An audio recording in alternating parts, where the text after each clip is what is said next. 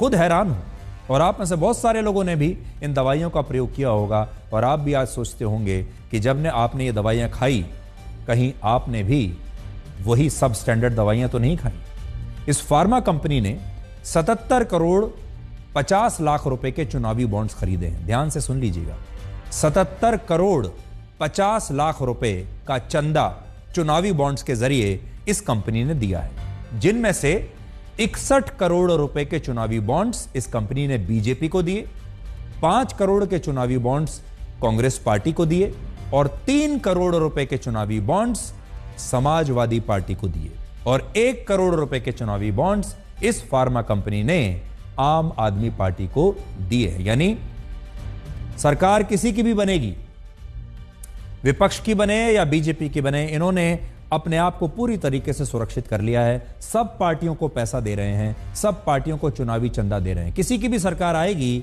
वो इनका ध्यान रखेगी। दूसरी फार्मा कंपनी का नाम है एल्केम हेल्थ साइंस, और यह कंपनी पैन डी दवाई बनाती है, और इसने भी बीजेपी को 15 करोड़ रुपए के चुनावी बॉन्ड्स दिए हैं। जिस तीसरी फार्मा कंपनी की दवाई में मिलावट मिली उसका नाम है हेट्रो लैब्स लिमिटेड, और इसने 25 करोड़ रुपए के चुनावी बॉन्ड्स खरीदे।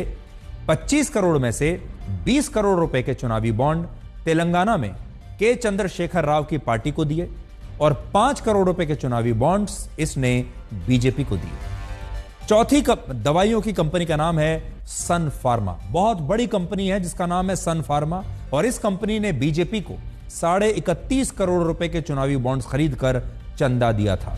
इससे आप समझ सकते हैं कि आज जिन फार्मा कंपनियों की दवाइयों में मिलावट मिली है, उन कंपनियों ने चुनावों से बड़ी बड़ी पार्टियों को चुनावी बॉन्ड्स खरीदकर चुनावों में चंदा दिया है।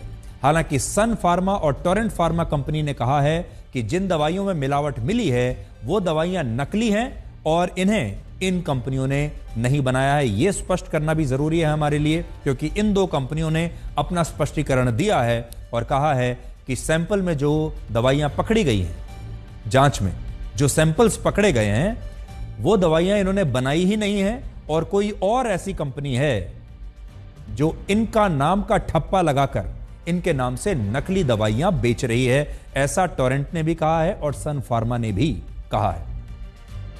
लेकिन आज एक बात समझ में नहीं आती, दवाइयां बनाने वाली इतनी बड़ी बड़ी कंपनियों को आखिर राजनीतिक पार्टियों को चंदा देने की क्या आवश्यकता है?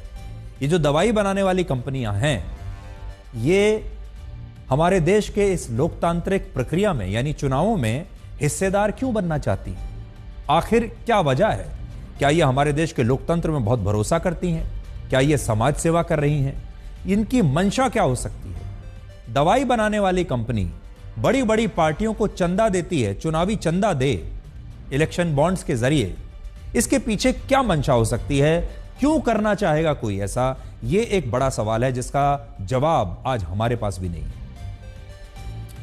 तो आज हम आप सबको बस ये सावधान करना चाहते हैं कि मिलावट एक राष्ट्रीय समस्या है, और यह समस्या धीरे धीरे आपके परिवार को खाती जा रही है, क्योंकि आप जैसे ही घर से बाहर निकलेंगे, आप जो पानी पी रहे हैं वो भी साफ नहीं है, जिस हवा में सांस ले रहे हैं वो भी साफ नहीं है, जो खाना खा रहे हैं उसमें मिलावट है, जो फल खा रहे हैं, सब्जियां खा रहे हैं, दूध पी रहे हैं, घी खा रहे हैं, जो मिठाइयां खा रहे हैं, सब में मिलावट है। और अब तो आप बीमार भी नहीं हो सकते, क्योंकि बीमार होने के बाद जो दवाइयां खा रहे हैं उनमें भी मिलावट पाई गई है।